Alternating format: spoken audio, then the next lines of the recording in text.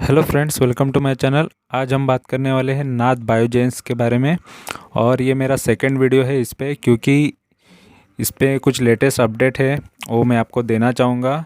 और मेरा first video कौन सा था और वो कौन से डेट को डाला था वो भी मैं आपको बताऊँगा। ठीक है, उसके बाद प्राइस में क्या चेंजेस आए ये भी मैं आपको डिटेल में बताऊँगा। तो यहाँ पर जो कंपनी का डिटेल है पहले हम वो देखेंगे। तो ये फार्मर के लिए है ये company, one seed many leaves. तो यहाँ पे ये देखो, ये फार्मर के लिए 40 साल का इनका एक्सपीरियंस है। और germinating seeds and ideas since 1979 से है ये।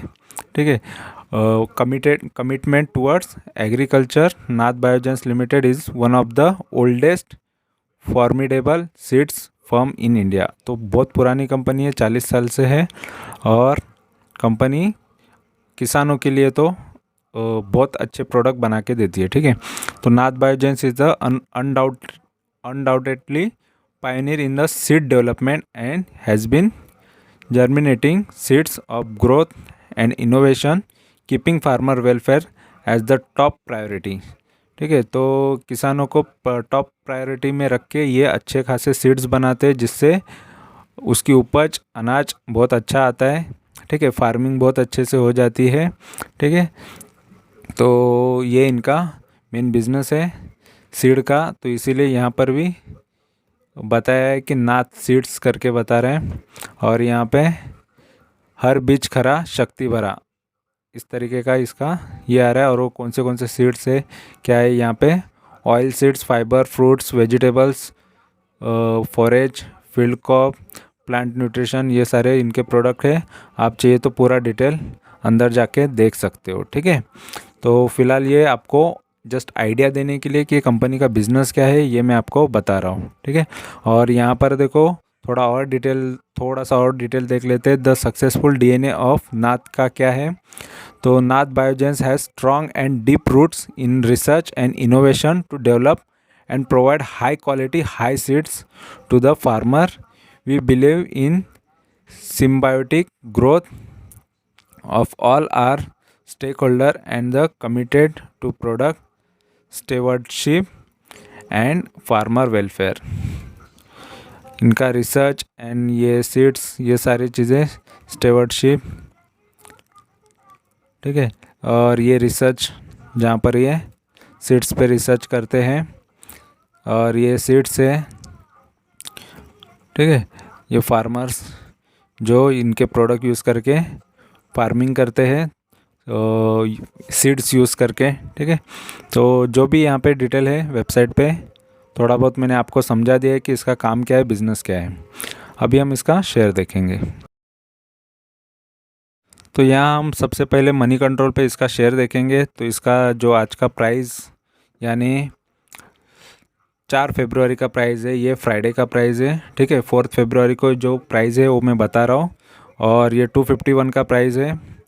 और NSE BSE पे ऑलरेडी उस दिन मार्केट गिरा था, फिर भी ये थोड़ा पॉजिटिव नज़र आ रहा है। ठीक है, क्योंकि 2 दिन थर्सडे फ्राइडे मार्केट गिरा हुआ था, फिर भी ये थोड़ा सा पॉजिटिव में दिख रहा है।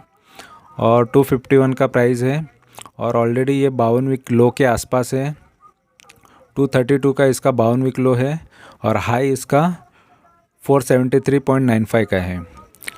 और डे रेंज में देखो ये 54.85 तक जाके आया था और लो इसका 248.95 का था। तो फिलहाल ये शेयर अभी कितना इसमें ग्रोथ है क्या है, ये सारी चीज़ें हम देखेंगे। और वीडियो एंड तक देखो ताकि आपको पूरा कंप्लीट इसके बारे में समझ में आए।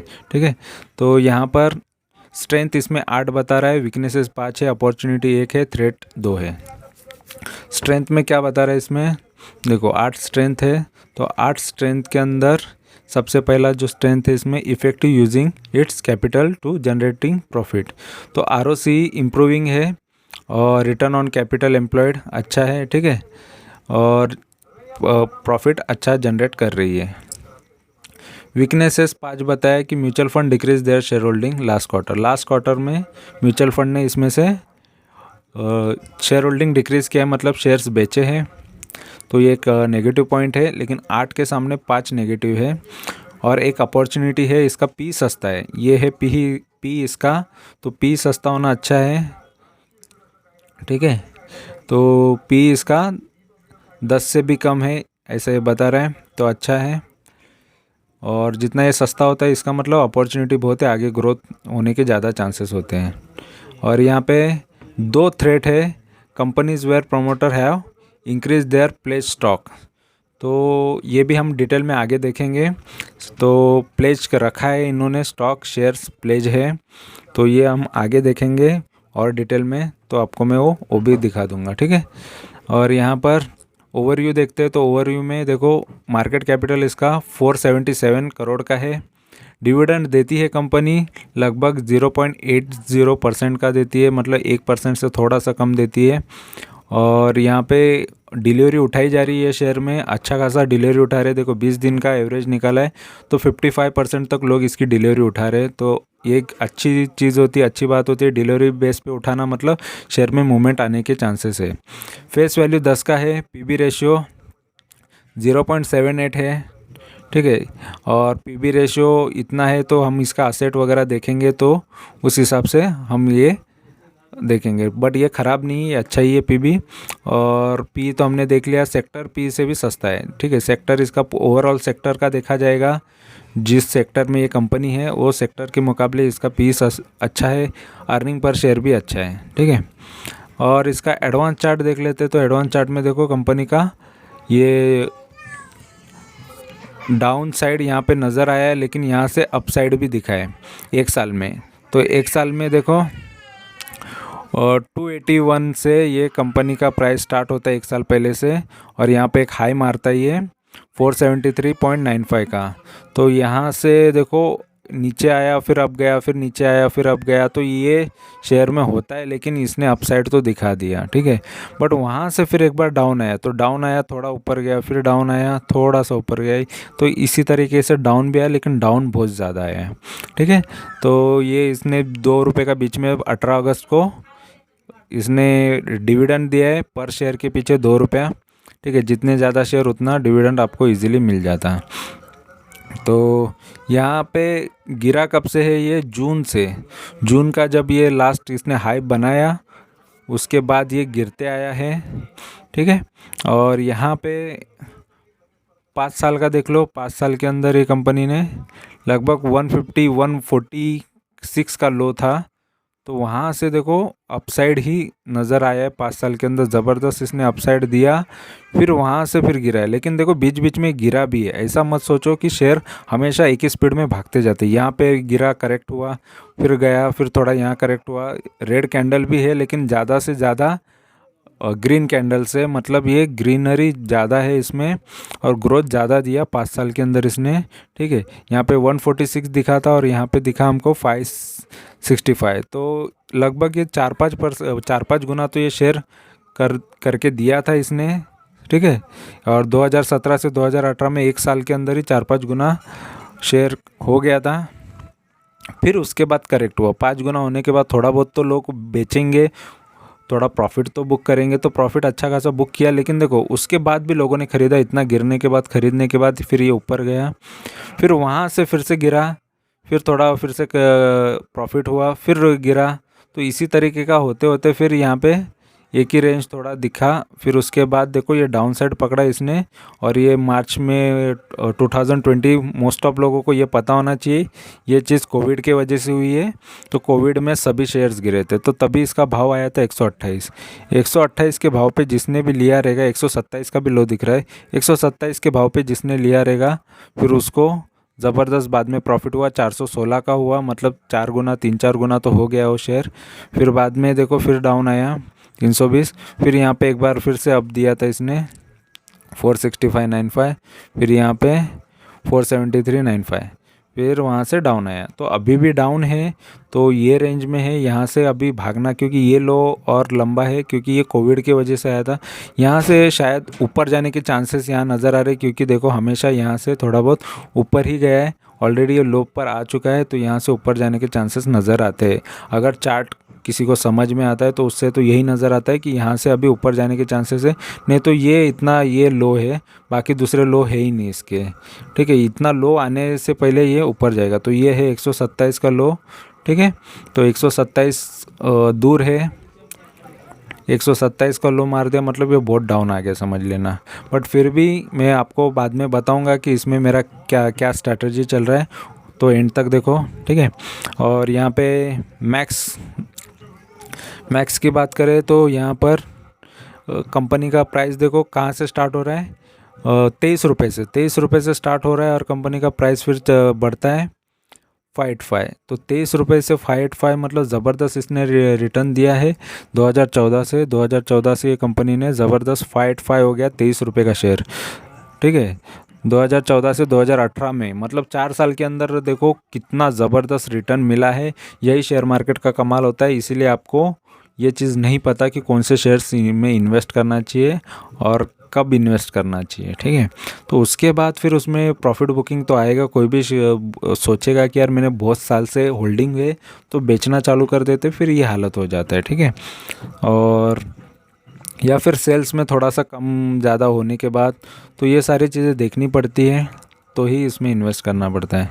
ठीक है, तो अभी हम इसका प्राइस एंड वॉल्यूम देखेंगे कि प्राइस परफॉर्मेंस तो कंटिन्यूसली ये देखो गिरा है, इस वजह से एक वीक में भी रिटर्न्स नहीं है, नेगेटिव है, लॉस है 3-3.5% का, एक महीने का भी 4.5% का लॉस है, 3 महीने का 16-17% का लॉस है, और YTD मतलब जनवरी से अभी तक ये 5% का लॉस दिया है इसने, और एक साल का इसने 11% का लॉस दिया है। देखो एक साल 11% का लॉस है, मतलब कोई इतना बड़ा नहीं है बट है, लॉस तो है। और यहाँ पे 3 साल का देखो इसने 31-32% का लॉस दिया है इन्वेस्टर्स को। ठीक है, और यहाँ पे एक न्यूज़ बता रहा है जो पुराना है 2021 का है, 10 अगस्त का न्यूज़ है, और ये जून क्वार्टर का सेल्स है जो 11% से बढ़ा ईयर ऑन ईयर, मतलब लास्ट जून से अभी के जून में, जो 2021 का जून था, 2020 से 2021 का जून का थोड़ा सा ज़्यादा बढ़ा, 11% से सेल्स थोड़ा सा बढ़ा, 214 करोड़ का हुआ था। ये न्यूज़ है, और यहाँ पे दूसरा कोई लेटेस्ट न्यूज़ नहीं है। ठीक है, और यहाँ पे अभी इसका फाइनेंशियल्स देखेंगे, तो फाइनेंशियल्स इसके बारे में क्या बता रहा है वो पहले देखते हैं। ठीक है, तो फाइनेंशियल्स में देखो इसका रिवेन्यू 217 से 191 करोड़, फिर 230 करोड़, फिर 279 करोड़, फिर 307 करोड़। तो रेवेन्यू तो अच्छा खासा बढ़ते जा रहा है, अच्छी बात है, रेवेन्यू बढ़ना चाहिए, रेवेन्यू यानी सेल्स ही बढ़ रहा है इसका। और नेट प्रॉफिट की बात करें तो नेट प्रॉफिट भी बढ़ रहा है, ग्राफ तो अच्छा लग रहा है, चार्ट अच्छा लग रहा है। ठीक है, तो 16 करोड़, 29 करोड़, 38 करोड़, 50 करोड़, 55 करोड़, तो ज़बरदस्त इसका नेट प्रॉफिट भी बढ़ रहा है, अच्छी बात है ये। तो यहाँ देख लो ये चीज़, अभी शेयर होल्डिंग में प्रोमोटर्स के पास 41% है। ठीक है, और यहाँ पे पब्लिक के पास 51% है, 52% पकड़ लो। तो पब्लिक के पास सबसे ज़्यादा शेयर्स है इसके पास, उसमें से मैं भी हूँ जिसके पास शेयर्स अभी भी है और ज़्यादा शेयर्स है। ठीक है, और DIS के पास 7.16 है। ठीक है, तो DIS यानी डोमेस्टिक इन्वेस्टर्स है, इंडिया के बड़े इन्वेस्टर्स हैं, तो उनके पास भी 7% का स्टेक है। और यहाँ पे FIs के पास भी 0.04 है, तो उसमें 3 FIs आ रहे, 3 लोगों ने ये शेयर को ख़रीदा है, जिसमें से दिसंबर में कुछ बड़ा है, ये दिसंबर का डेटा है, एक जन और बड़ा है जिसने इसके शेयर्स लिए हैं और ये ज़्यादा क्वांटिटीज़ में लेते हैं। और यहाँ पे म्यूचुअल फंड 9 म्यूचुअल फंड ने इसमें पैसा लगाया, तो म्यूचुअल फंड का भी इस पर ट्रस्ट है, भरोसा है, इस वजह से तो सबका होल्डिंग अच्छा है। ठीक है, लेकिन प्रमोटर के पास कम शेयर रह गए हैं। तो और यहाँ पे प्लेज की बात की थी ऊपर जो थ्रेट में, तो ये प्लेज है, प्लेज यानी गिरवी रखा है बैंकों में शेयर्स। ठीक है, लोन की वजह से। तो यहाँ पे देख लो 2020 में से रखा हुआ है, अगर 41% इनका होल्डिंग है तो उसमें से देखो 40% तो उन्होंने शेयर गिरवी रख दिए। और यहाँ पे होल्डिंग थोड़ा और कम हुआ, फिर कंप्लीट उन्होंने होल्डिंग रखा, फिर थोड़ा सा होल्डिंग कम हो गया, प्लेज कम हो गया, प्लेज उन्होंने छुड़ा लिया, थोड़े से आधे शेयर्स तो छुड़ा लिए, समझ लो 15% ही फिर प्लेज रखा, फिर बाद में 15.18 वही है, फिर 16.47, ठीक है, 16.47 परसेंटेज उन्होंने गिरवी रखे हैं अभी भी शेयर्स, ठीक है, बैंक के पास। तो ये है प्लेज का। तो हमने मनी कंट्रोल का पूरा डेटा स्टडी कर लिया है, इसके ऊपर से आपको थोड़ा बहुत आइडिया आ गया रहेगा। तो अभी पूरा इसका फाइनेंशियल देखेंगे। तो ये है इसका स्क्रीनर का फाइनेंशियल का डेटा, जिस पे हम पूरा कंप्लीट फाइनेंशियल्स देखने वाले हैं, ठीक है। तो जो भी इम्पोर्टेंट है वो चीज़ें मैं यहाँ से आपको बताने की कोशिश करूँगा। और यहाँ पे सबसे पहले हम इसके प्रॉज एंड कॉन्स देखेंगे। तो प्रॉज एंड कॉन्स में हमको पॉजिटिव नेगेटिव चीज़ें दोनों पता चल जाती है। तो इसमें प्रॉज में क्या बता रहा है, stock is trading 0.73 times it's book value, ये पॉजिटिव में बता रहा है। तो बुक वैल्यू से ये स्टॉक 0.73% पे या 0.73 टाइम्स पे ये अभी भी प्राइस है, तो ये अच्छी बात है। और company has deliver good profit growth, company का प्रॉफिट ग्रोथ अच्छा है, 31.44 का है 5 साल का CAGR के हिसाब से, ठीक है। तो सेल्स प्रॉफिट का ग्रोथ अच्छा दिखा रहा है, प्रॉफिटेबिलिटी अच्छी है कंपनी की, तो ये पॉजिटिव में है। और टैक्स रेट सिम्स लो, तो टैक्स रेट इसका लो नज़र आ रहा है, ये एक नेगेटिव चीज़ है। और company has low return on equity of 9%, return on equity थोड़ा कम कर रहे हैं, मतलब इनके पास इक्विटी ज़्यादा है बट इस पे रिटर्न्स वो थोड़ा कम कमा रहे हैं 9% का 3 साल से, तो इस पे और ज़्यादा कमा सकते हैं, इनका ये कहना है। तो इस वजह से ये नेगेटिव चीज़ में है कि कैपिटल बहुत है तो उसका प्रॉपरली यूज़ करके और रिटर्न कमाना चाहिए। अभी इसका क्वार्टरली रिजल्ट देखते 2018 से, देखो 28 करोड़ का सेल किया था 2018 में, तब से थोड़ा बढ़ा, देखो 19 में बढ़ गया मार्च में, और उसके बाद और बढ़ गया, ठीक है, जून क्वार्टर में 165, फिर थोड़ा कम हो गया 2019 के सितंबर में गिर गया सेल्स, फिर बाद में और थोड़ा बढ़ा, फिर और ज़्यादा बढ़ के फिर 193 करोड़ तक का भी सेल्स किया इसने जून के अंदर, और उसके बाद फिर से कम हुआ। तो कम ज़्यादा होते हुए नज़र आ रहा है। यहाँ पे देखो फिर से जून में, क्योंकि ये जून में ज़्यादा इसलिए हो रहा है क्योंकि जून में सीड्स ज़्यादा सेल हो जाते हैं, तभी खेती करते हैं किसान, ठीक है, फार्मिंग करते हैं, उस वजह से तभी सेल्स ज़्यादा होता है। बीच में ये ज़्यादा ये नहीं होता है, तो ये सीजनल सेल्स ज़्यादा होता है इनका। उसी तरीके से एक्सपेंसेस भी यहाँ पे बताया है, ठीक है, एक्सपेंसेस कितने हैं ये सारी चीज़ें भी यहाँ पे आपको देखने मिलेगी। और यहाँ पे अभी नेट प्रॉफिट देख लेते हैं कि बचता कितना है। 2018 में 3.5 करोड़ का प्रॉफिट हुआ, फिर उसके बाद और अभी सितंबर में 1.23 का यानी 1.25 करोड़ का प्रॉफिट हुआ है। बट ये जून क्वार्टर के प्रॉफिट देख लो, ज़्यादा रहेंगे, 45 करोड़ तक है, यहाँ पर भी 41 करोड़ तक है, और यहाँ पे 35 करोड़ तक है। तो मोस्ट ऑफ ज़्यादा जून क्वार्टर में ही किया है जब किसान फार्मिंग करता है, ठीक है, तो वो टाइम में ही ज़्यादा सेल हुआ है जून क्वार्टर में। बाकी के टाइम का यहाँ पे देखो ऑलरेडी से नेट प्रॉफिट डाउन ही है, लेकिन इस बार सितंबर में बहुत ही डाउन नज़र आ रहा है। और एक्चुअली किसान का बिजनेस ही इस टाइप का होता है कि वो नेचर पे डिपेंड है, कभी अच्छा चलता है तो कभी ख़राब हो जाता है, ठीक है, और इनका भी उसी पे डिपेंड है। और यहाँ पे देखो प्रॉफिट एंड लॉस देखते हैं, तो इसका प्रॉफिट एंड लॉस कितना बता रहा है कंपनी का कंप्लीट। यहाँ पे सेल्स 2010 से अभी तक का बताया है, तो जिसमें 72 करोड़ का सेल 2010 में था, और तब से बढ़ते देखो एवरी ईयर बढ़ते अभी का ये सेल्स देखो 322 करोड़ का है, जो अभी 2021 मार्च 2021 के बाद जो अभी करंट चल रहा है वो अभी तक 322 करोड़ का सेल कर चुका है कंपनी ने, ठीक है। तो एवरी मार्च में आता है, तो और भी मार्च इसका आना बाकी है, तो इस बार का सेल ज़बरदस्त होने वाला है, क्योंकि 322 करोड़ तो अभी तक कर लिया है, ठीक है। और अभी यहाँ पे हम इसका नेट प्रॉफिट देखें तो देखो 2010 में 2 करोड़ का नेट प्रॉफिट था, और अभी 58 करोड़ का प्रॉफिट हो चुका है, तो प्रॉफिटेबिलिटी अच्छी बड़ी है, ठीक है। एवरी ईयर के देखे तो यहाँ पे 3 साल से प्रॉफिट अच्छा खासा बढ़ते जा रहा है, और भी प्रॉफिट बढ़ने के चांसेस है, क्योंकि ईयर पूरा कंप्लीट हुआ नहीं है फाइनेंशियल ईयर, तो तभी और भी प्रॉफिट इसमें देखने के चांसेस हैं। और अभी इसका बैलेंस शीट में इसके बोरोइंग्स देखेंगे, लोन कितना है वो देखेंगे।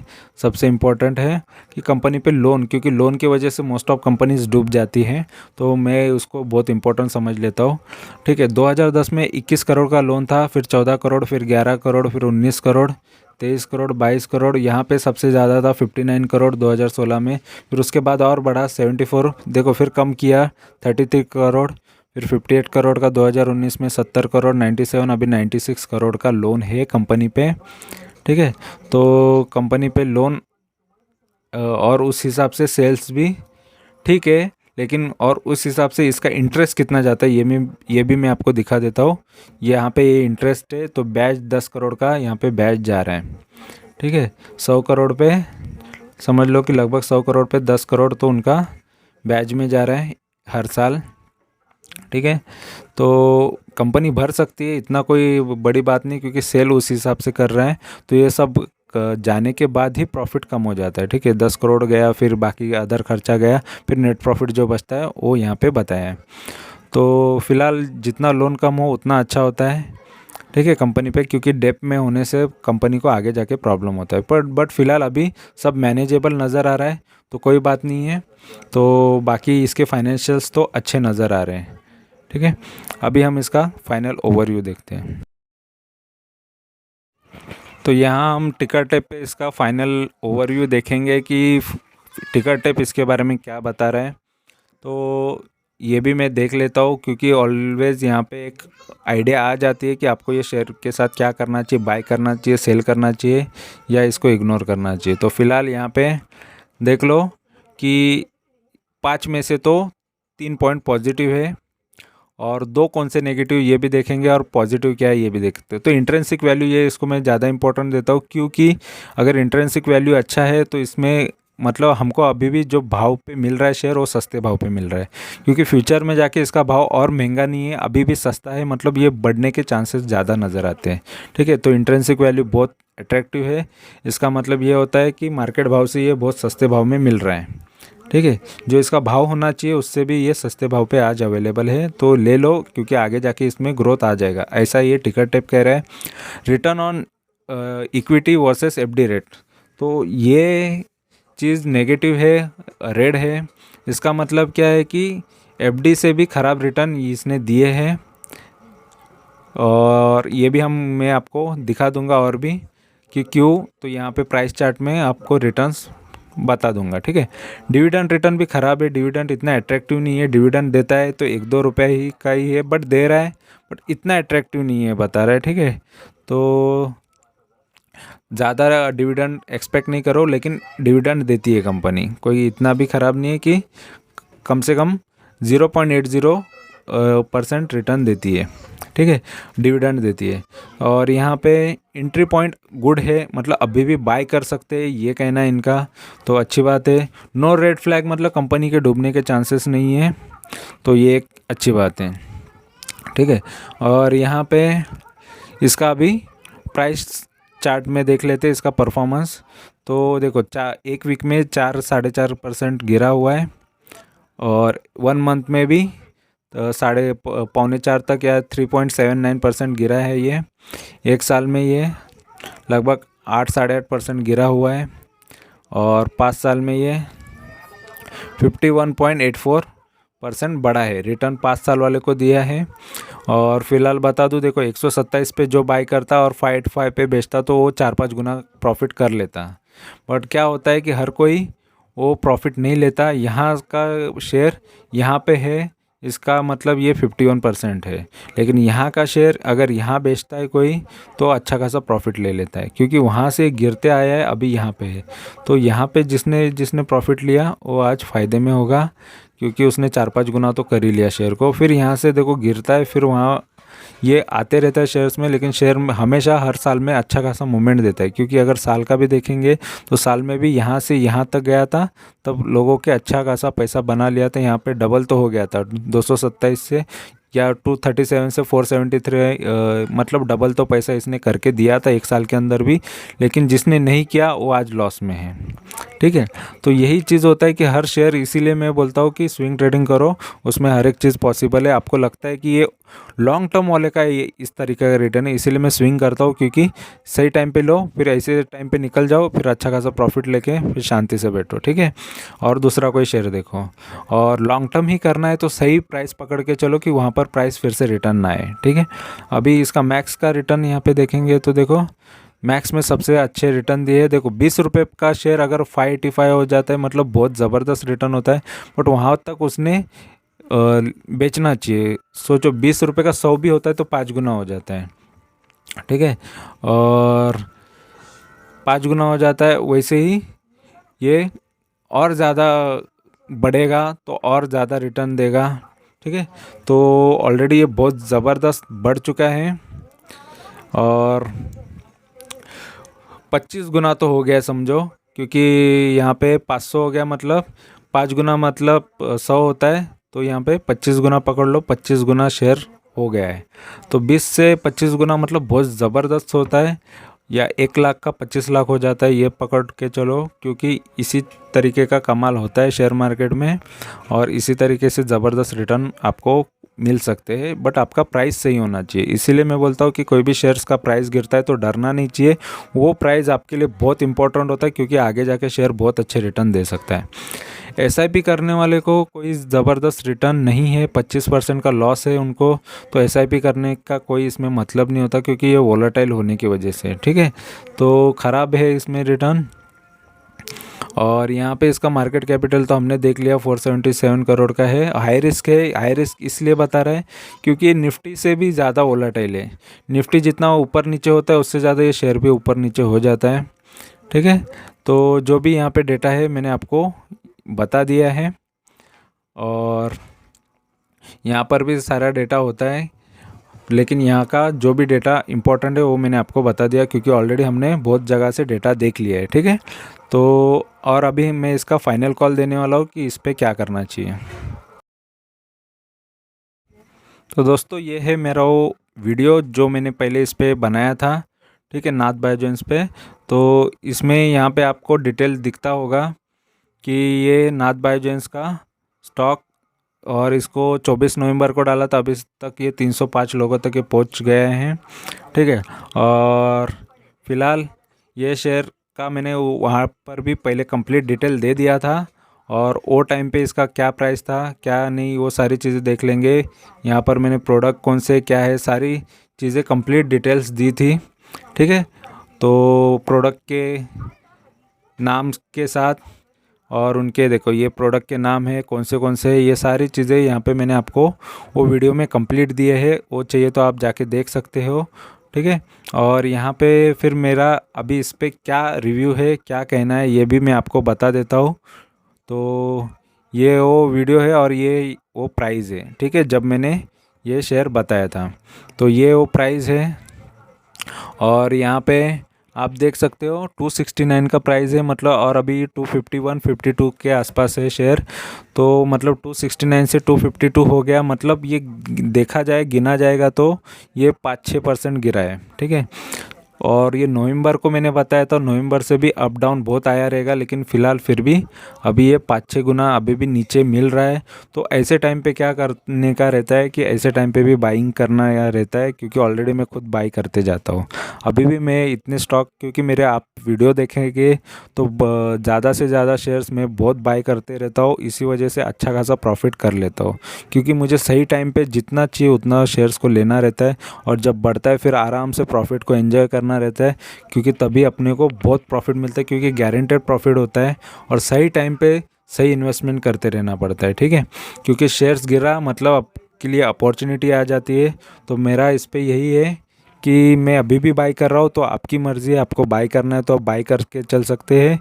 और इस पे मैं 40% का रिटर्न की एक्सपेक्टेशन रख रहा हूँ, यहाँ से वो 40% वो ऊपर जाएगा, और 40% का रिटर्न का यहाँ पे चांसेस नज़र आ रहे हैं, क्योंकि उतना वो लाइफ टाइम गिर चुका है। फ़िलहाल 1 साल में 10-11% गिरा होगा, लेकिन फिर भी यहाँ से 40% की उम्मीद मैं कर रहा हूँ, ठीक है। क्योंकि फ़िलहाल यहाँ पे देखोगे तो 473 से भी ये वो डाउन है, और 473 के नीचे ही ये टारगेट है, 40% कोई ज़्यादा नहीं होता।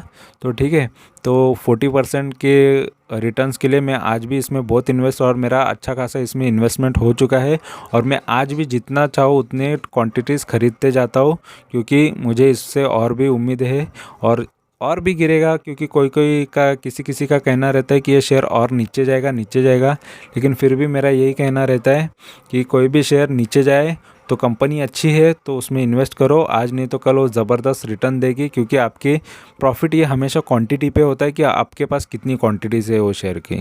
तो क्योंकि कम क्वांटिटी हो तो फिर प्रॉफिट भी कम होता है, और ज़्यादा क्वांटिटी हो तो प्रॉफिट भी ज़्यादा होता है। तो एक ही से अगर ज़्यादा प्रॉफिट मिल रहा है तो आपको बाकी शेयर्स का भी प्रॉफिट उसके सामने कम नज़र आएगा। तो ऐसे में बहुत अपॉर्चुनिटी होती है।